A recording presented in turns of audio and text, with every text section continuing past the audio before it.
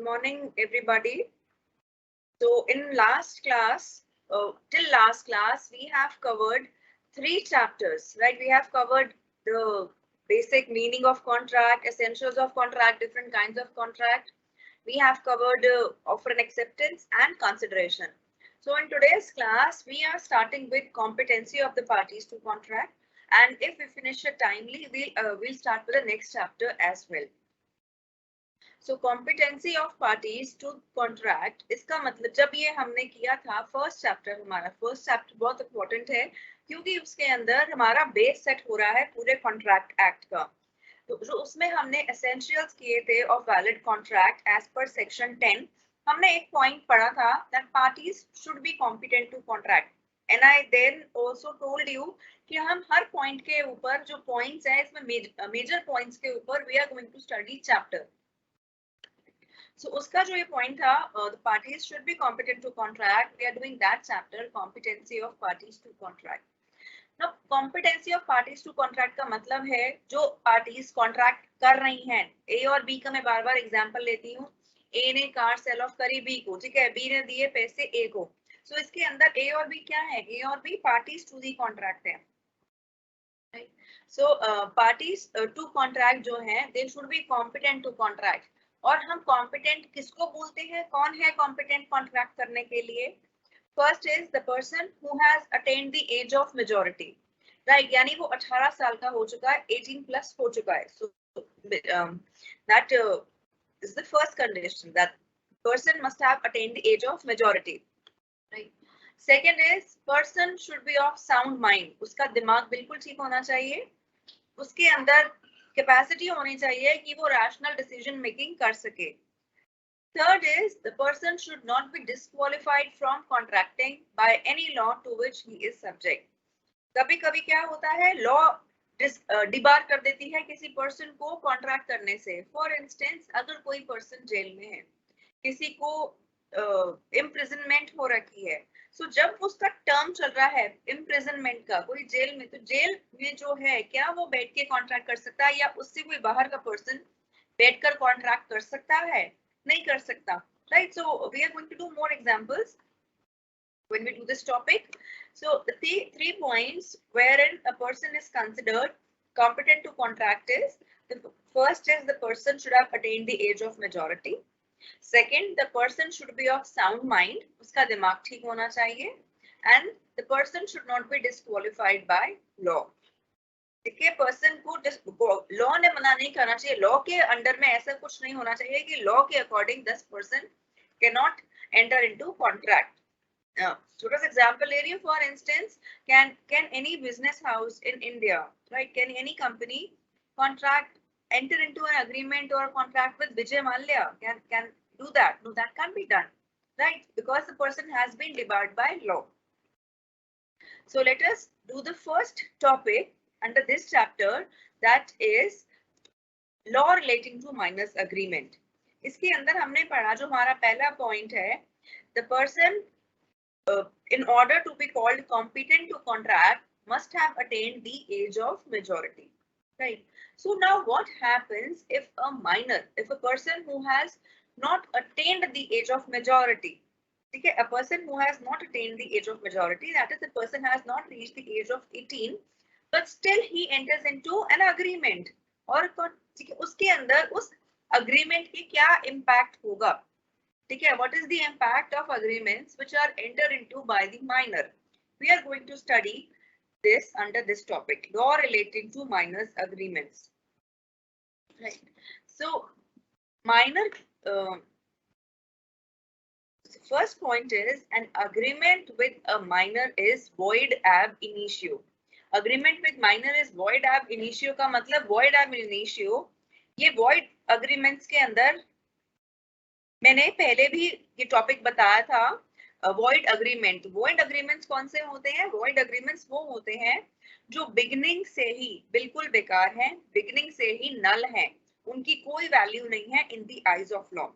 So agreement with minor is also बेकार, बिल्कुल जब से वो अग्रीमेंट बना है, जब से उस अग्रीमेंट का ऑफर और एक्सेप्टेंस हुआ है, तब से ही वो अग्रीमेंट बिल्कुल बेकार है। So therefore we term it as void ab initio. तो an agreement with minor is void ab initio. इसके अंदर माइनर के अंदर लैंडमार्क केस है ये वाला, मोहरी बीबी वर्सेस धर्मोदास घोष. ठीक है, सबसे इंपॉर्टेंट केस माइनर के अंदर हम कहीं भी पढ़ेंगे माइनर का अग्रीमेंट तो ये केस जरूर पढ़ेंगे, विच इज मोहरी बीबी वर्सेस धर्मोदास घोष. तो इसके अंदर क्या होता है, what happens in this agreement, यहाँ पर दो पार्टीज हैं. ठीक है, एक person who is a money lender and other person is a minor. So minor यहाँ पे क्या कर रहा है, माइनर यहाँ पर जा रहा है मनी लेंडर के पास. Minor was in need of money, so he went to this money lender, the case, and asked for money. Suppose he is asking for 10,000, right? So minor ने मनी लेंडर से 10,000 मांगे. Money lender ने कहा आपको मेरे पास 10,000 के बदले में कुछ सामान गिरवी रखना पड़ेगा, कुछ मॉर्टगेज रखना पड़ेगा, राइट. तो माइनर ने उस केस में अपनी जो बाइक थी, अपनी बाइक को मॉर्टगेज कर दिया. मैं फिर रिपीट कर रही हूँ, माइनर को जरूरत थी पैसे की, वो गया मनी लेंडर के पास 10,000 रुपए लेने के लिए. मनी लेंडर ने कहा मॉर्टगेज समथिंग, मॉर्टगेज में गिरवी रखवा दो. तो माइनर ने अपनी बाइक गिरवी रखवा दी. Now later on, minor wanted his bike back. He went to court of law. ठीक है, वो कोर्ट में जाता है और वहां पर ये जो कोर्ट केस है मोहरी बीबी वर्सेस धर्मोदास घोष का, इसके अंदर कोर्ट डिसाइड करती है. ठीक है, कोर्ट डिसाइड करती है कि जो ये अग्रीमेंट हुआ है मनी लेंडर और एम के बीच में, मनी लेंडर और माइनर के बीच में, बिल्कुल ही नल है, बिल्कुल ही वॉइड है. लॉ उसको एनफोर्स नहीं कर सकती. ठीक है, लॉ उसको एनफोर्स नहीं कर सकती, यानी उसको लॉ जो एक्शन सेक्शंस हैं, जजमेंट है, ये नहीं दी जा सकती कि ये जो बाइक का मॉर्टगेज है ये वैलिड है. ठीक है, ये जो बाइक का मॉर्टगेज है, this is absolutely invalid. Bike belongs to M only, जिसकी भी वो बाइक है उसी को बिलोंग करती है. तो जो एम ने, जो माइनर ने अपनी बाइक मॉर्टगेज रखी है मनी लेंडर के पास, बिल्कुल ही वॉइड है. Hence bike should be return to minor. This was held in this case. ये जो भी मॉर्टगेज हुआ है by minor, this is totally void ab initio. बिल्कुल ही वो शुरू से ही बेकार है, इसकी कोई वैल्यू नहीं है, इस मॉर्टगेज की कोई वैल्यू नहीं है in the eyes of law. So bike should be return to him, right. So यहाँ पर इसका ये मतलब निकल के आता है, जो भी हम माइनर के साथ अग्रीमेंट्स कर रहे हैं, दैट इज एब्सोल्युटली बेकार since the beginning. And it was also held in the court कि ये जो 10,000 रुपए दिए हैं माइनर को एम मनी लेंडर ने, ये भी इनवैलिड है. This also can not be recovered. So ये जो सेकंड पॉइंट है, second point says the doctrine of restitution is not applicable in case of minor. इसका मतलब रेस्टिट्यूशन का मतलब क्या है, रेस्टिट्यूशन का मतलब है रिस्टोरेशन, वापस करना. ये हमने पढ़ा, हम पढ़ेंगे आगे क्वेश्चन में भी.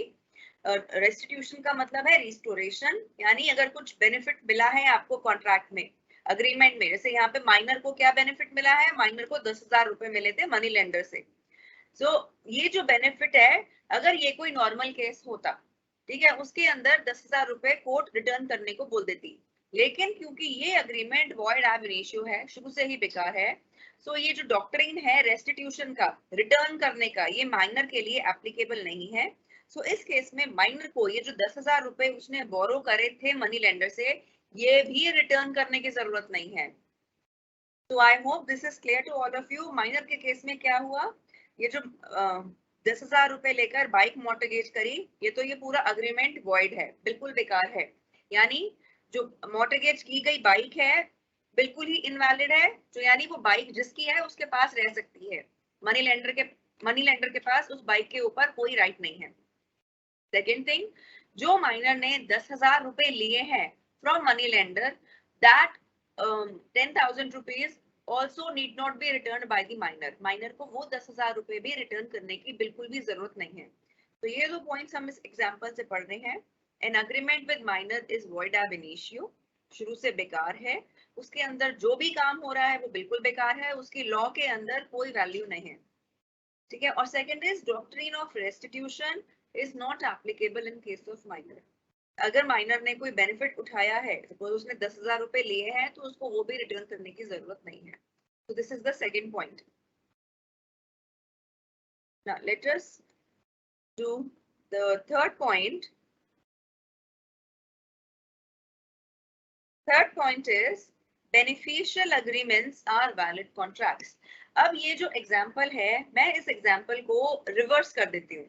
इसके अंदर सपोज किसी पर्सन को जरूरत थी पैसे की, वो minor had lot of money, so that person went to minor. तो यहाँ पर minor is the giver, minor has money, उसके पास पॉकेट मनी से या फिर बहुत सारा पैसा इकट्ठा हो गया था, and there is this party A was in need of money. He went to minor. He asked minor for money. Minor said, "Okay, I will give you money. I will give you, suppose again 10,000 की demand थी A की, 10,000 credit चाहिए था. I will give you 10,000 at a rate of 5%. So it's looking like 3. Let us consider as 3% only. So I will lend you 10,000 at the rate of 3% per annum. And you also mortgage some property." So यहाँ पर अब A ने mortgage कर दी bike अपनी in favor of M. ठीक है, मैंने ये केस बिल्कुल रिवर्स कर दिया है. जो हमने पहले वाले केस में पढ़ा था मोहरी बीवी वर्सेस धर्मदास कोश में, वहां पर M ने पैसे लिए और अपनी बाइक mortgage करी. So इसमें क्या था, जो माइनर है उसको बेनिफिट नहीं हो रहा था, वो तो अपनी बाइक mortgage कर रहा है, राइट.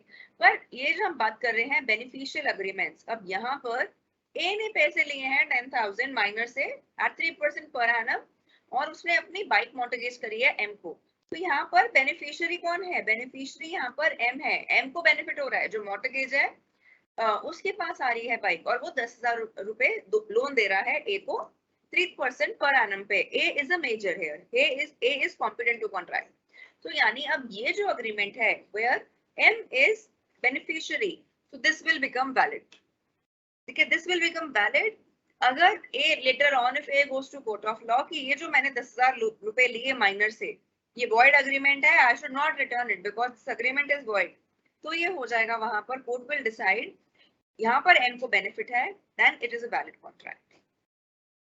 ठीक है, हमें सिर्फ इतना समझना है, अगर M को किसी अग्रीमेंट में, माइनर को किसी अग्रीमेंट में बेनिफिट मिल रहा है, then that agreement is valid, यानी वो valid contract बन जाएगा. Next is no ratification on attaining the age of majority.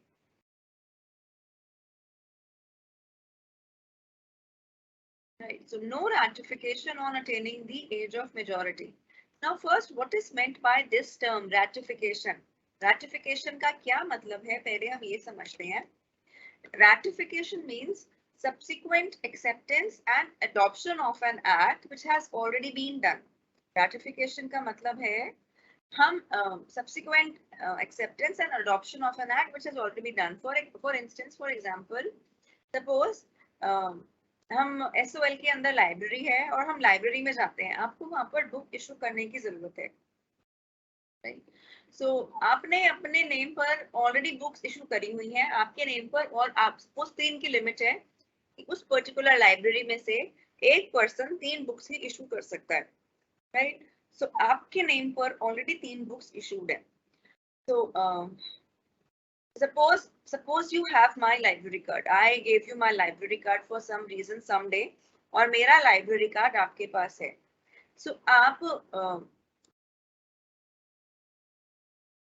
15 मई को, ठीक है, 15 मई 2022 को आप SOL की लाइब्रेरी में जाते हो, वहां आप मेरा ID कार्ड देकर मेरे नेम पर बुक इशू कर लेते हो क्योंकि आपको बुक की जरूरत थी.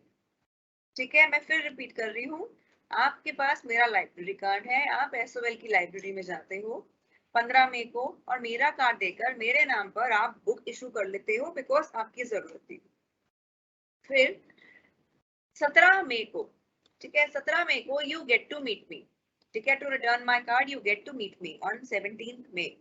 17th मई को आप मुझे बताते हो कि ma'am we have issued a book on your name, right, on your name we needed a book. So on this day, on 17th of May, I have two options. Either I will scold you, go to the library, ask you to return the book and get my name cleared from the list, right? Or I say yes to what you have done. ठीक है, दो option है मेरे पास 17 तारीख को जब आप मुझे बता रहे हो, या तो जो आपने मेरे से बुक ली, मैं आपको डांट लगाऊंगी, लाइब्रेरी में लेके जाऊंगी और बोलूंगी कि आपने जो बुक ली है उसको रिटर्न करो और मेरा कार्ड मुझे वापस करो। या दूसरा ऑप्शन क्या है, what other thing can happen, मैं वहां पर या फिर ये बोल सकती हूँ, okay you have issued the book because you needed it, that's okay, right?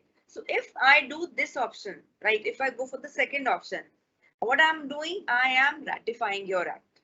If I'm saying yes to what you have already done, that means I am ratifying your act. I am subsequently, बाद में मैं आपके act को accept कर रही हूँ। आपने जो 2 दिन पहले किया, 2 दिन के बाद में मैं आपके एक्ट को एक्सेप्ट कर रही हूँ। So this is ratification, meaning of ratification. Now if I talk about कि जो लाइब्रेरी में बुक इशूड है, जो लाइब्रेरी में बुक इशूड है वो कौन सी डे को मानी जाएगी बुक इशू कराई है? क्या वो 15 तारीख की डेट रहेगी लाइब्रेरी में, या वो डेट 17 तारीख की हो जाएगी? Right, think about it. जो बुक इशू हुई है लाइब्रेरी से, क्या वो डेट 15 तारीख की ही रहेगी अगर मैंने यस कर दिया, या वो डेट 17 तारीख की हो जाएगी बुक इशू की date, right? So if we think rationally, that date will be 15 May only, 15 मई की डेट ही रहेगी। अगर मैंने यस भी कर दिया, ठीक है आपने बुक इशू करा ली, कोई बात नहीं, टाइमली रिटर्न कर देना, लेकिन जो बुक इशू की डेट है that is 15 May only, it will not change to 17 May. So one thing that we say here is ratification relates back to time. ठीक है, ratification में हम टाइम के पीछे जाते हैं, टाइम पे जब वो अग्रीमेंट एक्चुअली हुआ होता है हम उस डेट पर जाते हैं। तो 15 मई की डेट ही मानी जाएगी बुक इशू की। Now if we talk about no ratification on attaining the age of majority, so what does this mean, no ratification on attaining the age of majority? Suppose on 1st January 2020 17 साल का था एक बच्चा जिसने bike खरीद ली bike showroom में जाकर, और उसने कहा कि मैं 2 साल के अंदर आपको 2 साल के बाद पैसे रिटर्न कर दूंगा, 2 साल के अंदर अंदर I will return you money. ठीक है, यहाँ पे बाइक सेल का अग्रीमेंट हुआ between a minor, 17 year minor and a person and a bike dealer. तो ऑन अब ये जो अग्रीमेंट है between minor, between this minor and the other person, this is void since it is happening with the minor। तो ये void agreement है bike cell का। जो जिसने भी बाइक सेल करी है, बाइक डीलर है, he cannot recover his money from the minor। now for instance 1 जनवरी 2021 आती है और ये जो माइनर है ये 18 साल का हो जाता है, ठीक है? और जब 1 जनवरी 2021 में ये जाके बाइक डीलर को बोलता है, फिर से बोलता है कि मैंने जो बाइक खरीदी है आपसे, मैं उसके आपको पैसे रिटर्न कर दूंगा जो मैंने आपसे 1 साल पहले बाइक खरीदी थी। ठीक है, उस केस के अंदर व्हाट हैपेंस, ये जो अग्रीमेंट है दिस इज कॉलिंग रैटिफिकेशन, कि वो 18 का हो गया तो जो उसने 1 साल पहले काम किया था उसे एक्सेप्ट कर रहा है। So this is not valid. No ratification on attaining the age of majority. अगर माइनर ने कुछ काम कर दिया 17 साल, माइनर ने कुछ काम कर दिया अपनी माइनॉरिटी में ही, ठीक है, वो जब मेजर हो जाएगा तो उस काम को वो एक्सेप्ट नहीं कर सकता। सो this is no ratification on attaining the age of majority। Next point is no specific performance। So what is the meaning of no specific performance? इसे भी हम आगे पढ़ेंगे। Suppose हम ये इसमें महोरी बीबी वर्सेस धर्मोदास वाला घोषी कर लेंगे। स्पेसिफिक परफॉर्मेंस का मतलब हो गया, सपोज ए और बी के बीच में एग्रीमेंट होता है कार सेल का। A ने पैसे देने हैं B को, A has to give 1 lakh to B and B will give car to A। Suppose B ने A को कार दे दी, ठीक है, लेकिन A ने B को 1 लाख रुपीस नहीं दिए। So उस केस के अंदर what will happen? B will go to court of law and ask for his money or car back। So if he is asking for his car back, then that will fall in doctrine of restitution। ठीक है, मैं फिर repeat कर रही हूँ, ए और B के बीच में कार सेल का अग्रीमेंट हुआ, बी ने कार देनी थी, ए ने 1 लाख रुपए देने थे बी को। तो अगर बी ने कार डिलीवर कर दी ए को, ठीक है, और कार डिलीवर करने के बाद ए ने पैसे डिलीवर नहीं किए बी को and B goes to court of law, तो वहां पर बी के पास दो ऑप्शंस हैं, या तो वो अपनी कार वापस मांगे, कार वापस मांग रहा है तो मतलब डॉक्ट्रिन ऑफ रेस्टिट्यूशन के लिए वो जा रहा है, ठीक है, जो भी बेनिफिट लिया है दूसरी पार्टी ने वो बेनिफिट रिस्टोर करेगी, तो रिस्टोरेशन का यहाँ पे पॉइंट आ रहा है। Now but if B says okay I want to make this contract happen, जो ए का पैसा ड्यू है, A should give me money, तो if he goes for this option कि ए ने 1 लाख रुपीस देने हैं और ए मुझे 1 लाख रुपीस ही दे, कार वापस ना दे, 1 lakh rupees he they, then this means a specific performance। Specific performance का मतलब है जो भी पार्टीज ने अपना अपने प्रॉमिस किए हैं ऑफर एक्सेप्टेंस करते हुए, तो वो अपने प्रॉमिस को ऑब्लाइज करें, अपने प्रॉमिस को फुलफिल करें। This is the meaning of specific performance, right? So if in this case suppose A is minor, जो ये A पार्टी है माइनर, ठीक है, B ने कार दे दी माइनर को, ठीक है, और अगर अब वो कोर्ट में जाते हैं, बी बोलता है माइनर ने मुझे 1 लाख रुपीस नहीं दिए, I want 1 lakh from minor, specific performance पे इंसिस्ट कर रहा है, तो this is not applicable. So minor के केस में no specific performance is applicable, ये void ab initio से ही इसका मतलब है, राइट? This is the other way of saying it, that you can not force minor to perform his promise. Next is minor can always plead minority, or the other way of saying is rule of estoppel is not applicable.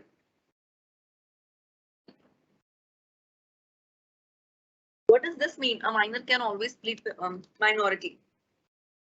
Suppose minor अपनी as झूठी बता रहा है, minor is telling that I am of 19 years, ठीक है, minor is saying that I am of 19 years and he goes and borrows money from L, ठीक है, he goes borrows money from L. So यहाँ पर इसके अंदर it says he just repeating, minor says he is 19 years. One second. This M says that I am of 19 years. I am in need of money. I will mortgage my bike.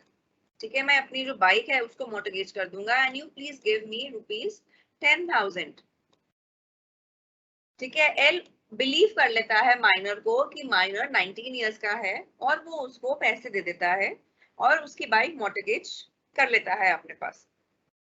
So the law says minor can later on go to court of law. Minor later on उसको अपनी bike फिर वापस चाहिए, उसको mortgage से छुड़वानी है, तो minor court में जा सकता है। Minor can go to court of law and plead his minority, चाहे उसने गलत बोला एल को कि मेरी age is 19, I am 18 plus, तो इस केस के अंदर भी minor can go to court of law and plead his minority, ठीक है, इसके अंदर। लेकिन now the court has the discretion, it can ask the minor to return the benefit obtained, यानी जो 10,000 रुपए इसने लिए हैं L से, the court can ask for restoring the benefit since minor lied, right? So again repeating, minor can always plead minority, even if he said he made a false statement about his age, but he can always go to court of law and plead his minority. So this rule of estoppel is not applicable. So rule of estoppel का मतलब basic कुछ नहीं होता, यही होता है कि अगर किसी ने कोई बात किसी को बोल के समझाई है जो गलत है, later on and the other person has acted upon it, यानी माइनर ने बोला एल को कि मैं 19 इयर्स का हूँ, ठीक है, और एल ने उसको बिलीव कर लिया, तो यहाँ पर रूल ऑफ एस्टॉपल लगता नहीं है। अगर सपोज, तो I'll do this point later on as well, we don't have that much of time. तो अगर माइनर गलत बोल रहा है, किसी को बिलीव करवा रहा है कुछ गलत बात, तो लेटर ऑन वो उससे पीछे हट सकता है, इतना सा इसका मतलब है। Rule of estoppel I will do again, right? So minor can always plead minority. Minor's liability for necessities, for necessaries. So what is the meaning of minor's liability for necessaries? Necessaries का सबसे पहले मतलब क्या होता है? Necessaries का मतलब होता है अगर हम बेसिक शब्दों में अगर आप लोग मुझे बताओगे तो शायद से हम उसको बोल देंगे रोटी, कपड़ा, मकान, food, shelter and clothing. But as per law, this term necessaries has not been defined by law. So necessaries they actually depend from case to case, situation to situation. अगर आज की डेट में, ठीक है, आज की डेट में there is a person जो स्टडी कर रहा है, ठीक है, एजुकेशन कॉलेज में पढ़ रहा है, बट उसके पास कॉलेज की फीस देने के लिए पैसे नहीं है, ठीक है, 2 दिन बाद फीस की डेट, लास्ट डेट है, क्लोज होना है, उसके बाद एडमिशन कैंसिल हो जाएंगे, तो 2 दिन में उसको अपनी फीस देनी है. तो उस पर्सन के लिए उस टाइम पर वो education fees is a necessity, right. Suppose किसी पर्सन का किसी पर्सन को अपने किसी रिलेटिव का, अपने सपोज पेरेंट्स का या चिल्ड्रन का या स्पाउस का इलाज कराना है, बीमार है, उसके पेरेंट्स या फिर बच्चे या फिर स्पाउस बीमार हैं और उस पर्सन को इलाज कराना है, लेकिन उसके पास पैसे नहीं है. तो इलाज के लिए पैसे उस पर्सन की नेसेसिटी है, right. So necessity is not defined as per law, but it will vary from situation to situation. It will depend on a particular situation. So what was the necessity in that particular situation? Suppose a person's parent dies, ठीक है, या फिर कोई relative मर जाता है and the person needs money for the last rituals. So money for the last ritual is again the necessity for the person. या कोई फेस्टिवल है, ठीक है, सपोज दिवाली है, ईद है, और उसके लिए किसी को पूजा परफॉर्म करने के लिए the person needs money. So money for puja can also be necessity depending on his situation. So necessaries will be determined by the court of law. Right? Suppose now if we talk about minor's liability for necessaries, as in minor के जो parent है वो बीमार है and minor don't have money, minor doesn't has money. So minor goes to the other person and asks for the money for getting the treatment done of his parent. तो वहां पर वो पैसे मिलना माइनर के लिए नेसेसिटी है, उसको अपने पेरेंट का इलाज करवाना है. तो अगर कोई पर्सन उसको पैसे दे रहा है इस पर्टिकुलर चीज के लिए, so what is, how can that person recover his money? That person cannot go to court of law and ask for the money back from the minor, but that person can claim from the property of the minor. So if minor has certain property and if at a future date, suppose even after 10 years that property is being sold, that other person can go to the minor, can go to court and ask for the money which he supplied to the minor for necessities. So in minor's liability for necessaries, property of minor is liable, but the money cannot be asked from the minor directly. So I hope this is clear till here.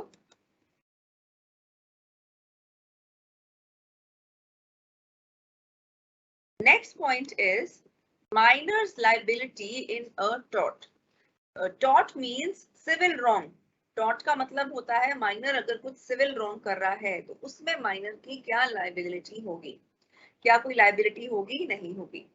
Now अगर इसके अंदर 2 cases आते हैं, Jennings versus Rundle and Bernard versus Haggis. ठीक है, ये 2 cases हैं, Jennings versus Rundle and Bernard versus Haggis. So इन केसेस के अंदर हम ये समझते हैं, सो माइनर जो रॉन्ग कर रहा है, माइनर जो गलत काम कर रहा है, इफ दैट गलत काम is forming a part of the agreement, वो अग्रीमेंट का पार्ट है गलत काम, सो उस केस में माइनर लायबल नहीं होगा. बट अगर वो अग्रीमेंट से एक्स्ट्रा जाकर कुछ और गलत कर रहा है तो उस केस में माइनर लायबल होगा. Right.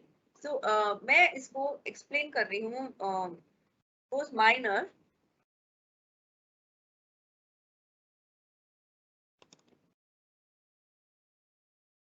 second class, I'm not able to draw.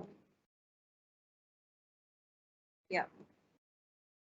In case if minor, suppose एक A के पास जाता है, ठीक है, A अपनी जो बाइक्स हैं बाइक्स रेंट पे देता है, तो माइनर A के पास जाता है बाइक रेंट पे लेने के लिए, ठीक है, और A इंस्ट्रक्ट करता है माइनर को कि you are not suppose to ride the bike above the speed of 100 kilometers per hour. ठीक है, मैं रिपीट कर रही हूँ, माइनर गया बाइक लेने ए के पास, ठीक है, रेंट पे लेने, ए ने इंस्ट्रक्ट किया माइनर को, आपको बाइक जो है 100 किलोमीटर पर आवर की स्पीड से नहीं चलानी, अगर आप ऐसा करोगे तो जो बाइक है वो डैमेज हो जाएगी, ठीक है, बाइक का जो मशीनरी है वो खराब हो जाएगा। So you not suppose to ride the bike above the speed of 100 kilometers per hour. Minor goes and he rides the bike above the speed of 100 kilometer per hour. Suppose वो 120 की speed पे bike चलाता है और bike खराब हो जाती है। यहाँ पर अब बाइक खराब हो गई, तो बाइक खराब हो गई, माइनर ने कुछ गलत काम किया, उसने एक तो बाइक ली और उसके ऊपर से जो उसको इंस्ट्रक्शन थी उस इंस्ट्रक्शन को फॉलो नहीं किया, राइट, बाइक खराब कर दी किसी और की। सो बाइक खराब करना किसी और की is a civil wrong, so टॉट मीन्स अ सिविल रॉन्ग। तो उसने बाइक खराब करी, लेकिन ये जो बाइक खराब करी 100 किलोमीटर की स्पीड से ऊपर चलाकर, ये इस पर्टिकुलर अग्रीमेंट का ही पार्ट है, एज इन उसने कुछ और अलग काम नहीं किया। ये जो बाइक लेकर उसने रेंट पे ली और बाइक चलाई, तो ये उनकी अग्रीमेंट का ही काम है। Minor did nothing extra apart from this. तो in this case minor has no liability, minor की कोई लायबिलिटी नहीं होगी for the damage to bike. But if I talk about if suppose minor further lends this bike to B, ठीक है, this was not a part of the M&A agreement. Minor ने बिना ए से पूछे वो बाइक फर्दर लेंड कर दी B को, और बी ने बाइक चलाई at the speed of 120 kilometre per hour. अब इस केस के अंदर जो बाइक है वो बी ने खराब करी है, minor has done something apart from the contract, something apart from the agreement, ठीक है, माइनर ने जो बी को आगे बाइक दी है that was not covered in the terms of the agreement between A and M. So minor did something which was extra wrong. So in this case, minor will have a liability. So in this case, minor will be liable to pay the damages to A. Right? So अगर minor कुछ ऐसा काम कर रहा है which is forming part of the agreement, उस case में minor की कोई liability नहीं है। But अगर minor उनके agreement के beyond जाकर कुछ extra गलत काम कर रहा है, माइनर उस केस में लायबल हो जाएगा। So, इस जो ये केस है जेनिंग्स, रंडल एंड बर्नार्ड हैगिस, इसके अंदर बाइक नहीं ली थी माइनर ने, इसके अंदर हॉर्स लिया था माइनर ने राइड करने के लिए। So this is the difference. If you read the cases in the books, case यही है, बाइक नहीं है, हॉर्स है। Right. Next is minor as a partner.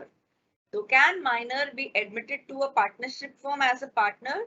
So minor, first of all, cannot be admitted, but for losses, minor can be admitted only for sharing the partner. So if you are bringing in a minor in a partnership firm, minor will only share profits and not losses. So minor as a partner, minor cannot be a partner for losses, but he can be partner for profits.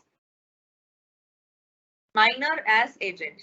I think consideration के अंदर I explained you what is agency, right? So relationship between principal and agent is called agency. Now A ने B से contract करना है, ठीक है, यहाँ पर B जाता है, और let me just take another names.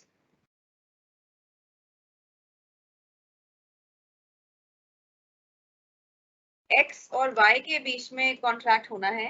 X अपने बिहाफ पर A को भेज रहा है, A इज एजेंट, A को भेज रहा है to deal with Y, right.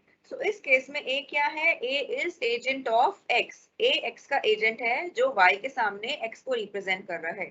So the point is can minor be this agent, ठीक है, माइनर एजेंट बन सकता है।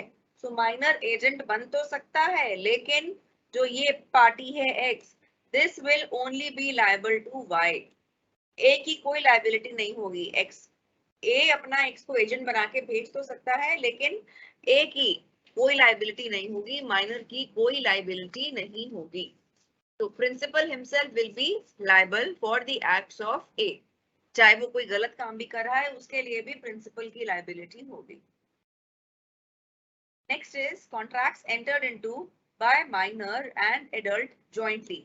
सो अगर कोई माइनर और एडल्ट जॉइंटली किसी कॉन्ट्रैक्ट में एंटर कर रहे हैं, ठीक है, तो उस केस के अंदर with third party suppose be, तो उस केस के अंदर जो माइनर है उसकी कोई लायबिलिटी नहीं है, the entire liability will fall upon A. Minor and adult के अंदर ये हो जाएगा, माइनर की कोई लायबिलिटी नहीं होगी, all the liability would fall upon A, but जो बेनिफिट्स है, बेनिफिट्स हमेशा शेयर होंगे। Next is surety for a minor. So surety for a minor, suppose minor needed money. So minor goes to a money lender and asks for money. So money lender says, okay, I will give you money. You get me some surety. आप किसी की guarantee दिलवाओ। So minor B के पास जाता है और B बोलता है ML को, मनी लेंडर को, ठीक है, अगर आपको माइनर पैसे नहीं देगा, then I will return on behalf of M. तो B यहाँ पर M की श्योरिटी दे रहा है। So अगर B ने माइनर की श्योरिटी दी है और अगर M पैसे नहीं दे रहा है, so B can always the liability of returning money will fall upon B. B cannot go to court of law and say जो मनी लेंडर और माइनर के बीच में एग्रीमेंट था वो void ab initio है, इसलिए I am not supposed to return.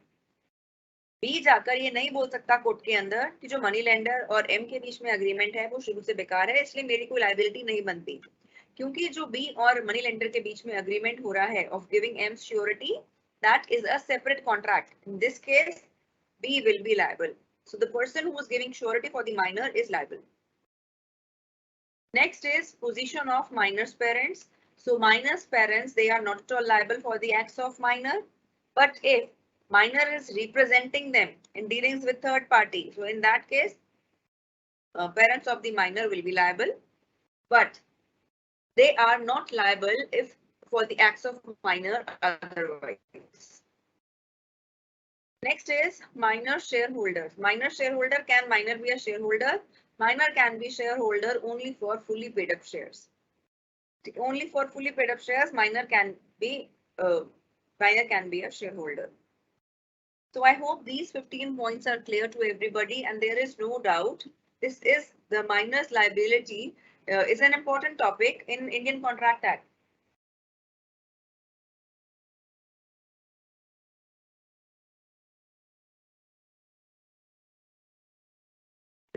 So next topic that we are going to do. So this was all in minors agreement. So if you have doubts, you can please keep noting your doubts. Next topic that we'll be doing is of person of sound mind and person of unsound mind. I hope minor का सबको clear है, ठीक है, कि जो minor के साथ जो भी agreement enter किया जा रहा है वो agreement void है, but minor can be a beneficiary in an agreement. Right. So next is person of sound and unsound mind. So who is a person of sound mind? Sound mind का वो होता है who has capability to understand the contract. अगर कोई person has the capability to understand particular facts, then we call the person is of sound mind. उसको समझ में आ रहा है और समझ के वो उस पे अपना जजमेंट बना सकता है, उसे उस कॉन्ट्रैक्ट में एंटर करना है नहीं करना, वो अपने लिए ये डिसीजन ले सकता है।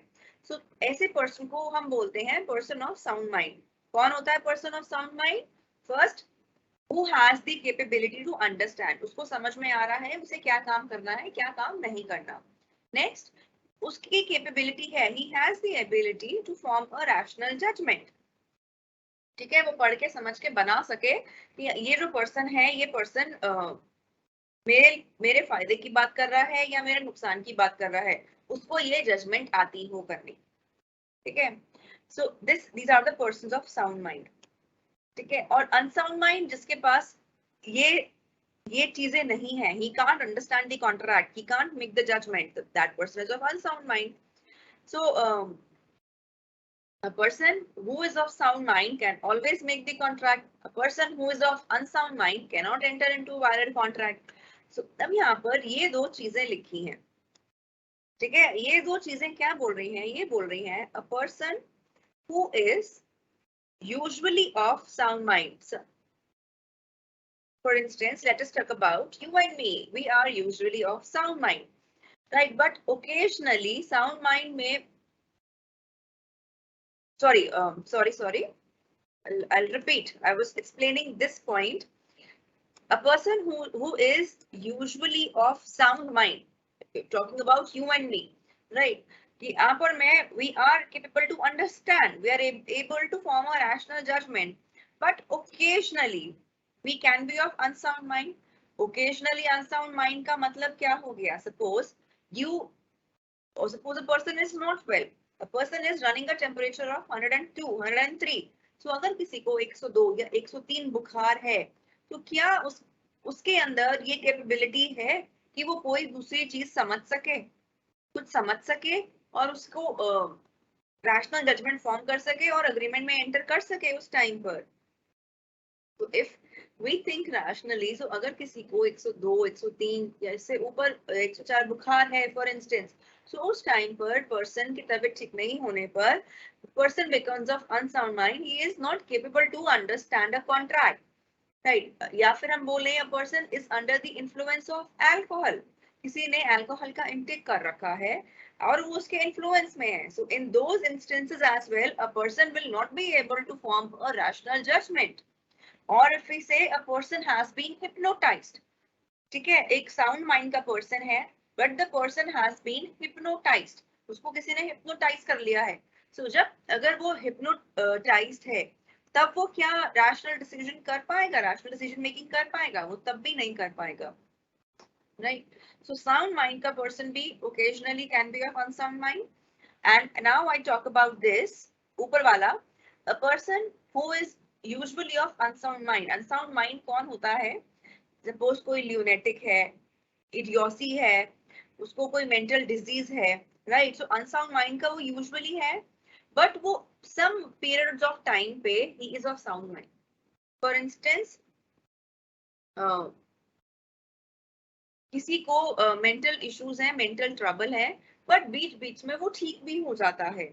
So जब वो बीच बीच में ठीक हो रहा है, we say that person is of sound mind during those intervals. So a person of unsound mind in some intervals can be of sound mind, and a person of sound mind in some intervals can be of unsound mind, right? So we first understand what are the forms of unsound mind. Unsound mind के क्या-क्या forms हैं? The first is idiocy. Idiocy क्या होता है? That's a birth defect. So if a person by birth has mental incapacity, ठीक है, birth से ही किसी के पास rational judgment नहीं है, उसका दिमाग खराब है, he cannot make judgment, he cannot think properly, we say we term it as idiocy, right? Lunacy और insanity, suppose किसी disease के वजह से, disease of brain की वजह से the person becomes lunatic or insane. That is also a type of unsound mind. Suppose a person is drunk, intoxicated है, उसको medication दे रखी है, anesthesia कुछ दे रखा है heavy dose का. So in that case also the person cannot form a rational judgment. So this is also a form of unsound mind. If a person has been hypnotized, again that person is not of sound mind. And suppose because of age or illness उसका जो दिमाग है वो खराब हो जाता है, mental decay. Again, for instance, जो Alzheimer है, that's an example of mental decay. Right. So these are the forms of unsound mind. So इनका impact क्या है? Suppose a person, एक rational person अगर किसी unsound person के साथ किसी agreement में enter कर रहा है, तो वो agreement भी void है. ठीक है, agreement is void. If a lunatic, if an insane enters into an agreement with a person of sound mind, तो वो agreement भी valid नहीं है, void है since beginning. But यहाँ पर आ जाता है burden of proof. Who has to prove this sound mind, unsound mind? तो अगर किसी का ये जो mental issue है, mental problem है, ये establish हो चुका है, तो वहां पर उसको प्रूफ करने की जरूरत है ही नहीं, because the person would have the papers. ठीक है, अगर कोई इडियोसी है तो उसके पास डॉक्टर का स्टैंप है, the person is idiot. If a person is lunatic, वहां पर डॉक्टर का स्टैंप है, पेपर्स हैं, रिपोर्ट्स हैं.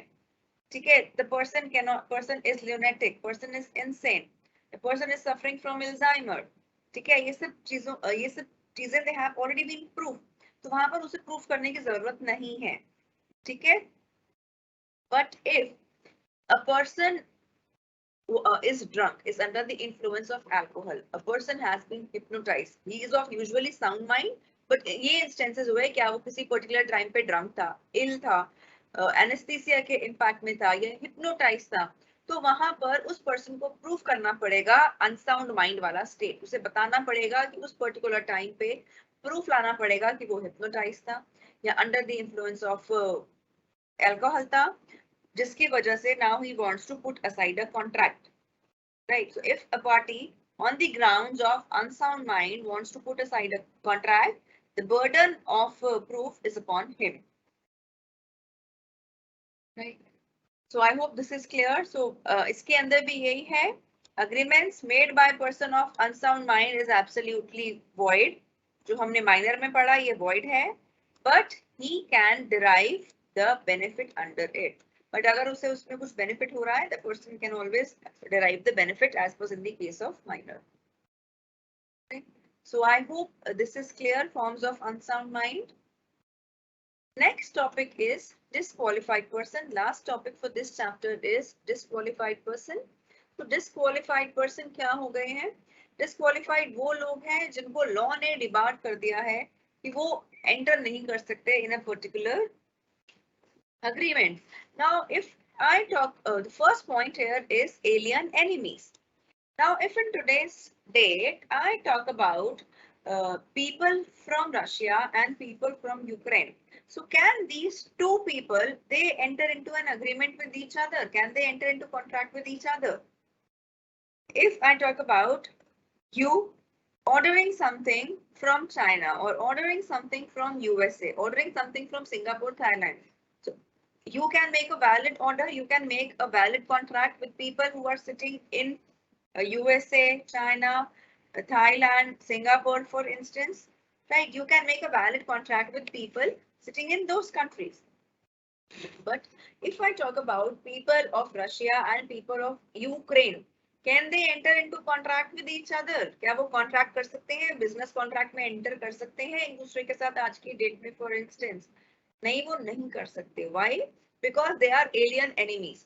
So who is an alien? Alien क्या होता है? पहले alien वो नहीं है जो दूसरे planet से आ रहा है, spaceship में बैठ के आ रहा है, उसको हम यहाँ पे alien नहीं बोल रहे. जो दूसरी country से है उसे हम alien बोल रहे हैं. So person those who are outside India, for us they are aliens, right, in the term of law.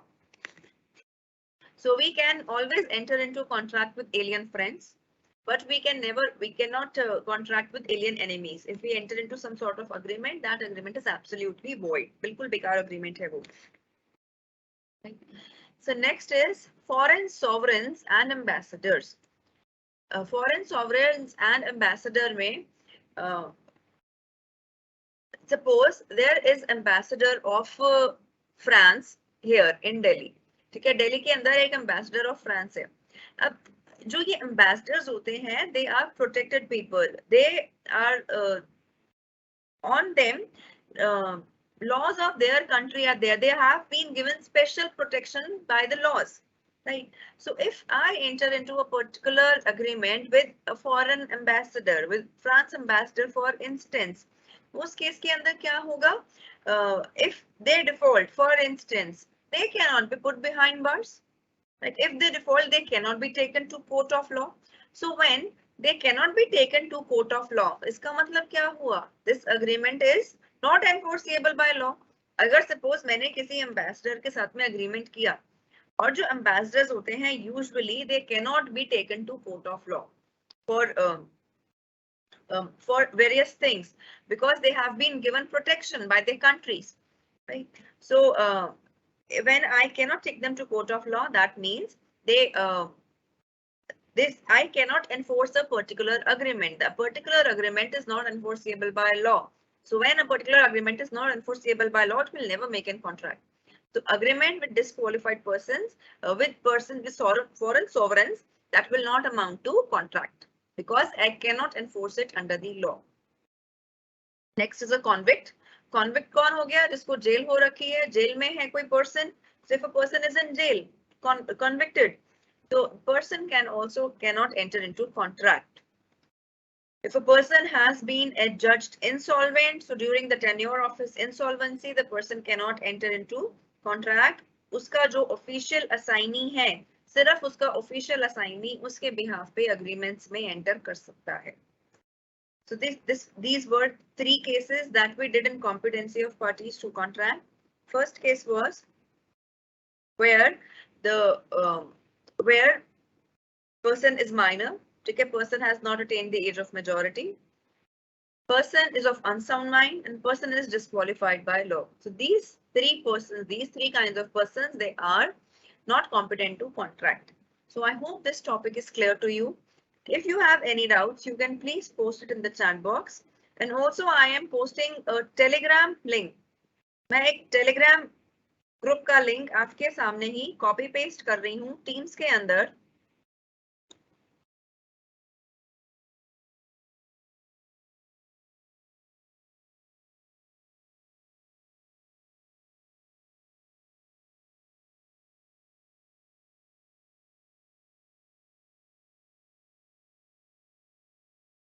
मैंने एक टेलीग्राम का ग्रुप शेयर किया है आप लोगों के साथ में. सो अगर आप जिनको ज्वाइन करना है they can join this business law group at the link I have shared in the Telegram, right? And if you have any questions, you can please post your questions.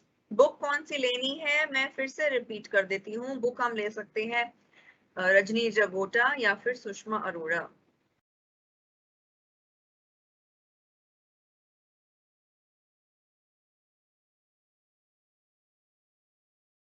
From my side, I shared my screen properly.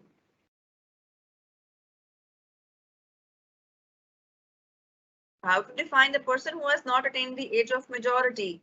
As per law, he is subject to.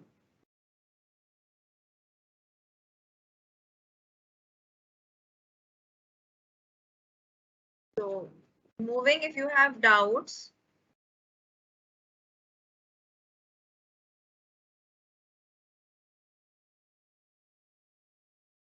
But I don't have PDF. I can share the PowerPoint, but in PowerPoint, only the main points there. Right? Nothing is explained, so it's better you buy the book.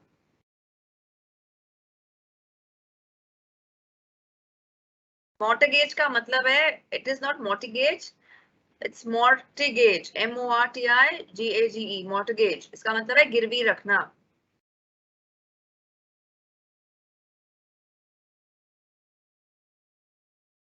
I think आप ये बात कर रहे हो ratification के अंदर. Bike minor के पास रहेगी. माइनर कैन नॉट, अगर रैटिफाई कर रहा है तो रैटिफाई नहीं कर सकता. तो बाइक माइनर के पास कौन से केस में रहेगी? You just tell me the point. कौन से पॉइंट में आप पूछ रहे हो बाइक का? रेस्टिट्यूशन में या फिर रैटिफिकेशन में?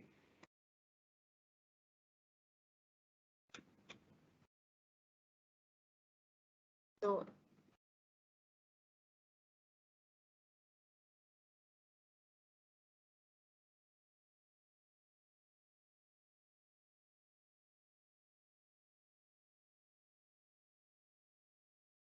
okay, point 11 is left. Thank you. Minor and insolvency. So that just simply means minor cannot be adjudged insolvent. Saloni, minor cannot be judged insolvent. So Khushbu, can you please explain assignment of a contract? Mein, what do you mean by it? क्या explain करूँ मैं? Contract का meaning. What do you want to ask in assignment of contract? Right, 11. जो 11 point, if I left it by mistake, the point is minor and insolvency. That simply says minor cannot be adjudged insolvent. Minor को insolvent नहीं घोषित किया जा सकता.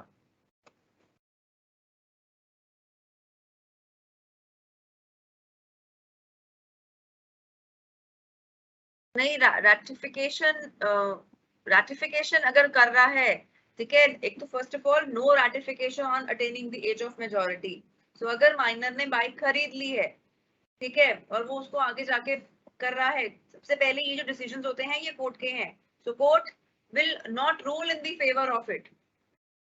Court will not rule कि जो bike है बाइक रिटर्न की जाए, जिसने बाइक सेल करी है उसको, या माइनर उसे अपने पास रखे. कोर्ट का उस पर ऐसा भी हो सकता है रूलिंग ना आए, ठीक है, जजमेंट ना आए. सो वो उनका अपना पर्सनल अरेंजमेंट है, बट कोर्ट नहीं बोलेगी कि माइनर वो अपने पास बाइक रखे या बाइक रिटर्न करे इस रिगार्ड में. रैटिफिकेशन का मतलब ये है कि माइनर आगे जाके अपने उस एक्ट को जो बाइक खरीदी है उसको एक्सेप्ट नहीं कर सकता जो उसने 1 साल पहले किया है।